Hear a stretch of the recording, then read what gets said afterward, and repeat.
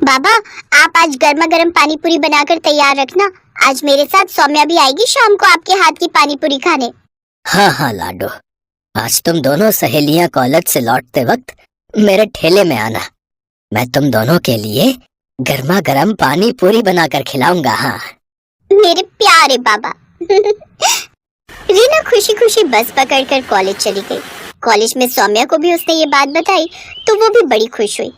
हाय, हरिया काका के हाथ की गर्मा गर्म पानी पूरी तो मुझे भी बहुत पसंद है। गर्मा गर्म पानी वो तो मैं भी खाऊंगी, वो तो मुझे भी बड़ी पसंद है। मैं भी चलूंगी खाने। ठीक है, फिर तुम दोनों चलना। शाम को रीना अपनी दोनों सहेलियों के साथ अपने बाबा के ठेले पर आ जाती है। हरिया बीच बाजार में गर्मा गर्म पानी पूरी बनाकर बेचता था। इस तरह की पानी पूरी शहर में कोई नहीं बेचता था, इसलिए कुछ अलग नाम सुनकर सभी उसके ठेले पर पानी पूरी खाने जरूर आते। धीरे धीरे रीना भी अपने बाबा से गर्मा गर्म पानी पूरी बनाना सीख गई। ऐसे ही समय बीतता जाता है। कॉलेज की पढ़ाई खत्म करने के बाद दोनों अमीर सहेलियां पढ़ाई करने के लिए बैंगलोर चली जाती हैं और इधर अब रीना के बाबा की तबीयत ठीक नहीं रहती, जिस कारण अब वो ये अपने बाबा का काम संभाल लेती है। वो सारा दिन ठेला यहाँ से वहाँ लेकर पानी पूरी बेचती और गर्मा गर्म पानी पूरी ठेले पर बनाकर आने वाले ग्राहकों को खाने को देती। गर्मा गर्म पानी पूरी खाओ, गर्मा गर्म पानी पूरी एक बार खाओगे बार बार आओगे। आइए आइए, गर्मा गर्म पानी पूरी। कुछ साल और बीत गए और अब निधि और सौम्या की शादी दो सगे भाइयों से हो गई। उनके पति भी अमीर घर से ही थे। वो दोनों उन दोनों का खूब ख्याल रखते। इधर रीना को अपनी दोनों सहेलियों की याद तो आती, लेकिन उसके पास उन दोनों का फोन नंबर भी नहीं था कि वो उनसे कांटेक्ट कर सके। कुछ समय बाद रीना भी अपने बाबा के इलाज के लिए दिल्ली आ जाती है। अब वो वहीं एक झोपड़ी में रहकर अपने माँ बाबा दोनों का ख्याल रखती, साथ ही अपनी गर्मा गर्म पानी पूरी का ठेला लगाती। इधर निधि और सौम्या के पतियों का ट्रांसफर भी दिल्ली हो जाता है। फिर एक रोज, सौम्या चलो, आज मैं तुम सबको पानी पूरी खिलाने ले चलता हूँ। तुम सबको तो पता ही है दिल्ली खाने पीने के लिए कितनी मशहूर है। हाँ हाँ, फिर तो सभी चलते हैं, बड़ा मजा आएगा। वो सभी सुखीराम पानी पूरी वाले की पानी पूरी खाने खान मार्केट चले जाते हैं, जिसे खाकर सौम्या कहती है, मुझे तो यहाँ की पानी पूरी बिल्कुल पसंद नहीं आई। हाँ सौम्या, और खाकर तो देखो। सौम्या बिल्कुल ठीक कह रही है, वो स्वाद नहीं है इसमें, हमें नहीं खानी और पानी पूरी। पानी पूरी तो हरिया काका और हमारी दोस्त रीना बनाती है, लेकिन पता नहीं अब वो कहाँ है। कमाल है, इतनी बढ़िया तो है। खैर, मैं तो एक प्लेट और खाऊंगी। ऐसे ही समय बीतता है। फिर एक रोज, यार निधि पता नहीं अपनी दोस्त रीना कहाँ होगी, कैसी होगी। कॉलेज छोड़ने के बाद उससे कभी मिलना ही नहीं हुआ। हाँ यार, मुझे भी उसकी बड़ी याद आती है। एक बार जब कानपुर गई थी अपनी कजिन की शादी में तो उसके घर भी गई थी, लेकिन वहाँ ताला लगा हुआ था। काश वो हमें फिर मिल जाए। ऐसे ही समय बीता। एक रोज सौम्या का पति अंकित, सौम्या कल मेरे ऑफिस के एक क्लाइंट की शादी है, तुम सबको भी वहाँ चलना है। हाँ, इसीलिए तुम दोनों भी रेडी हो जाना, और माँ और प्रीति भी साथ चलेगी। उसने बार बार रिक्वेस्ट की है कि सबको पार्टी में साथ लाए। अच्छा ठीक है, हम सब तैयार रहेंगे। निधि, तू वो पल्स मेकओवर वाले को अभी से बुक कर ले। ठीक है, मैं आज ही फोन कर देती हूँ। फिर अगले दिन वो सभी शादी में तैयार होकर चले जाते हैं। वो एक काफी बड़ी पार्टी थी जिसमें तरह तरह के स्टॉल लगे हुए थे। वो दोनों एक तरफ खड़ी थी, तभी उनकी ननद प्रीति आती है। निधि भाभी, सौम्या भाभी, आप यहाँ के गोलगप्पे खाकर तो देखो। कसम से आज तक इतने अच्छे गोलगप्पे आपने नहीं खाए होंगे। अरे नहीं प्रीति, हमें नहीं खाने। वो सच कह रही है बहू, तूने यहाँ के गोलगप्पे खाए ना तो तू अपनी उस दोस्त के गोलगप्पे भी भूल जाएगी जिसकी तुम दोनों तारीफ करती फिरती हो। निधि और सौम्या दोनों उस पानीपुरी के स्टॉल पर जाती हैं, जहाँ वो खाती है गर्मा गर्म पानीपुरी।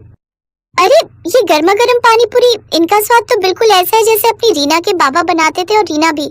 अरे भैया, ये गोलगप्पे किसने बनाए? बहन जी, ये तो अंदर एक मैडम बनाती जा रही है और इस स्टॉल पर हम बेच रहे हैं। ये तो वही गोलगप्पे। जल्दी चल सौम्या।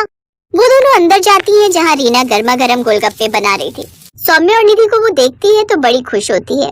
सौम्या, निधि, तुम दोनों यहाँ, तुम दोनों की शादी हो गई, कितनी अच्छी लग रही हो तुम दोनों। ये सब छोड़ और आकर पहले हमारे कलेजे से लग जा यार। ये बता रीना, तू इस हालत में कैसे, इतनी पढ़ी लिखी होकर भी तू ये सब शादी में गोलगप्पे बनाकर बेच रही है। क्या बताओ दोस्त, इस गरीब की जिंदगी में ना जाने ऊपर वाले ने कितने दुख लिखे हैं। कॉलेज खत्म होने के बाद अचानक बाबा की तबीयत खराब रहने लगी, इसलिए घर खर्च चलाने के लिए मैं पानी पूरी बनाकर बेचने लगी। फिर बाबा के इलाज के लिए मैं उन्हें दिल्ली ले आई, लेकिन एक रोज अचानक उनकी मौत हो गई। खुद को संभालिए, अब वो कभी नहीं लौटेंगे। इन्हें कैंसर की बीमारी थी जो इनके लंग्स तक फैल चुकी थी। फिर खुद को संभाल कर रीना ने अपने पिता का दाह संस्कार किया, लेकिन पिता के जाने के बाद उसकी माँ भी सदमे में चली गई और उन्होंने भी बिस्तर पकड़ लिया। और फिर एक रोज, मेरी बच्ची, मेरे अलावा तेरा इस दुनिया में है ही कौन? अगर तेरे हाथ पीले हो जाते तो मैं बेफिक्र होकर मर सकती थी। नहीं माँ, मैं बड़े से बड़े अस्पताल में तेरा इलाज कराऊंगी। रीना ने दिन रात पैसे जमा किए थे। उसके पास जो भी थोड़ी बहुत जमा पूंजी थी वो सब माँ के इलाज में खत्म हो गई। साथ ही कुछ पैसा कर्ज पर उठाती है, लेकिन वो भी खत्म हो जाता है। और इन सब के बाद भी वो अपनी माँ को नहीं बचा पाई। तू भी मुझे छोड़कर चली गई माँ, अब मैं अनाथ हो गई। मैं किसके भरोसे रहूंगी? अब मैं थकी हारी काम से आऊंगी तो कौन मेरे सर पर प्यार से हाथ फेरेगा माँ? कौन? उस दिन के बाद मैं अकेली दिल्ली की सड़कों पर गर्मा गर्म पानी पूरी बनाकर बेचने लगी और अपना पेट पालने लगी और शादी ब्याह के ऑर्डर भी लेने लगी। तुम मत रो रीना, अब तू अकेली नहीं है। तेरे पास तेरी ये 2 सहेलियां यानी कि बहनें। अब से हम तेरा खूब ख्याल रखेंगे। हाँ चलो, तुम्हें सबसे पहले अपने ससुराल वालों से मिलवाते हैं। वो दोनों रीना को अपने ससुराल वालों से मिलवाती हैं और सारी बात बताती हैं। अब वो सौम्या को अपने घर में ही रहने के लिए कमरा दे देते हैं। साथ ही उसके लिए एक बड़ी दुकान भी खुलवा देते हैं जिसमें वो गर्मा गर्म पानी पूरी बनाकर बेचती है। अब उसका काम और भी अच्छा चलने लगता है और कुछ ही दिनों में वो खुद का रेस्टोरेंट खोल लेती है। फिर कुछ समय बाद अंकित के एक दोस्त को रीना पसंद आ जाती है और वो उससे शादी कर लेता है और अब रीना भी खुशी खुशी अपनी जिंदगी जीती है।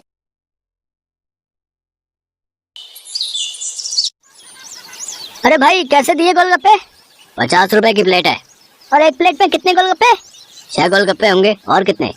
अरे बाप रे बाप, 50 के 6 गोलगप्पे, इतने महंगे? तभी सोचो तुम्हारी दुकान में भीड़ क्यों नहीं है।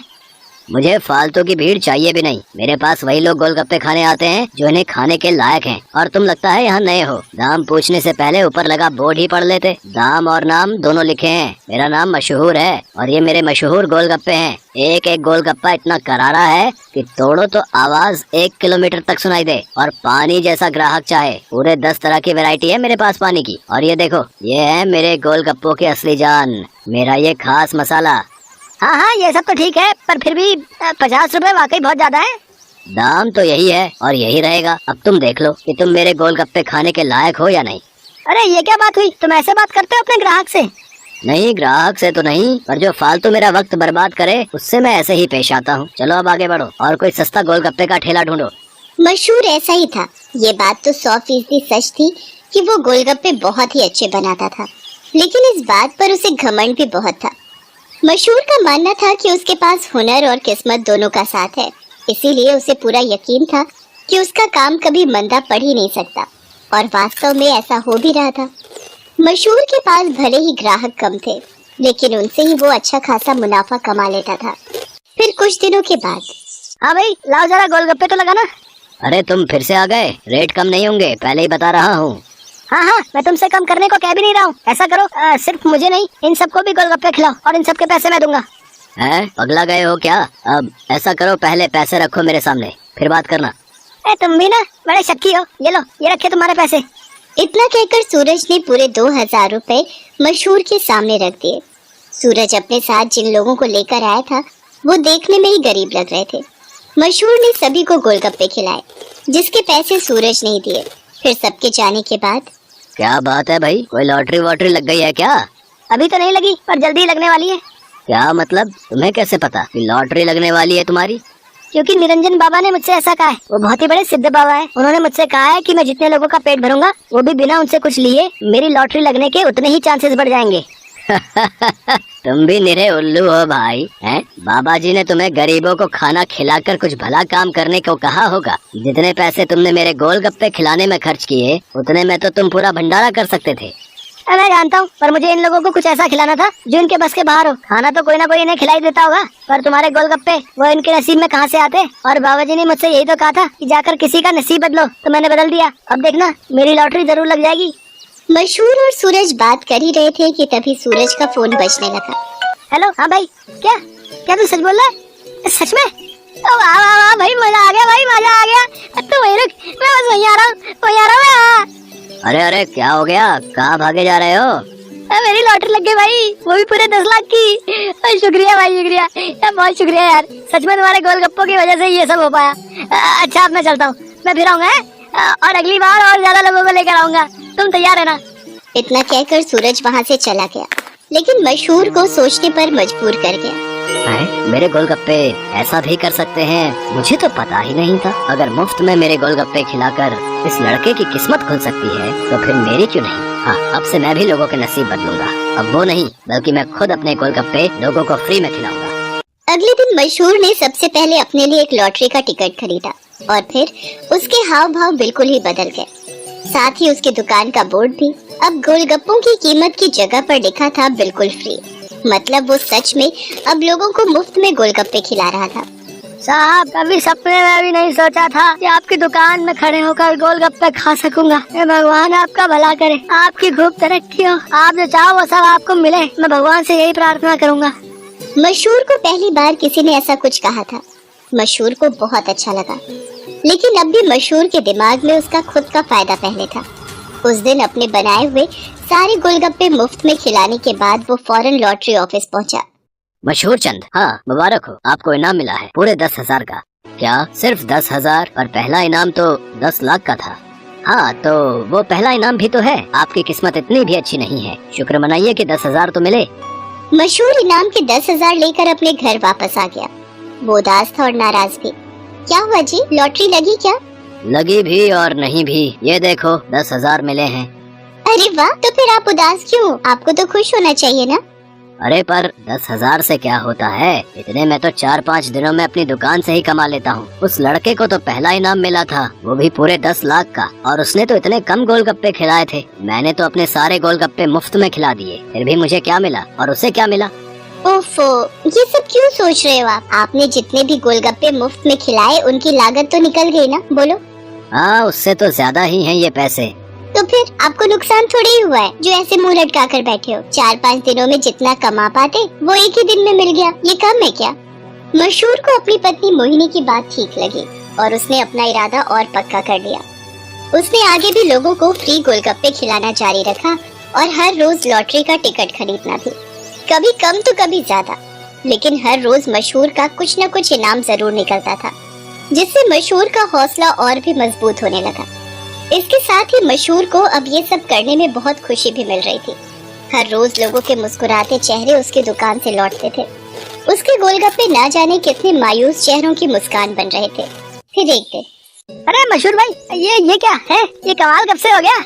बस तुम्हारे जाने के बाद से ही। लेकिन माफ करना भाई, अब तुम फ्री में गोलगप्पे नहीं खिला पाओगे किसी को, क्योंकि ये काम अब मैं करता हूँ और लॉटरी भी मेरी ही लगती है। हाँ, तुम्हारे जितना बड़ा इनाम तो नहीं लगा अब तक, पर मुझे उम्मीद है कि कभी न कभी वो कमाल भी हो ही जाएगा।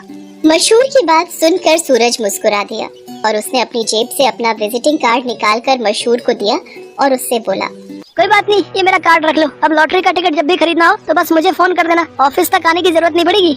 सूरज के विजिटिंग कार्ड पर उसी लॉटरी ऑफिस का पता लिखा था जहां से मशहूर हर रोज लॉटरी की टिकट खरीदता था।